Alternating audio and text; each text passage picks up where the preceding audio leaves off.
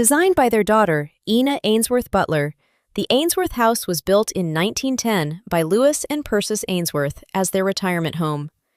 Lewis Ainsworth was the founder of Ainsworth Lumber, the first lumber and planing mill in Orange. Their son, Frank Ainsworth, served as the first mayor of Orange from 1918 to 1920.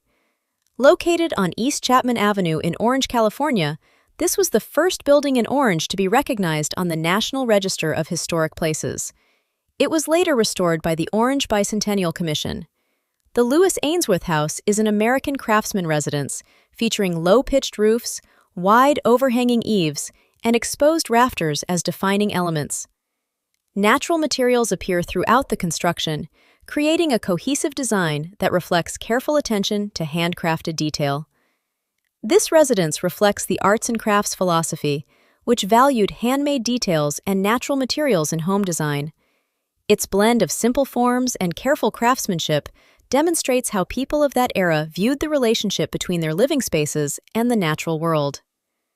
The residence sits on East Chapman Avenue near St. John's Lutheran Church, with Orange City Hall and the public library directly across the street.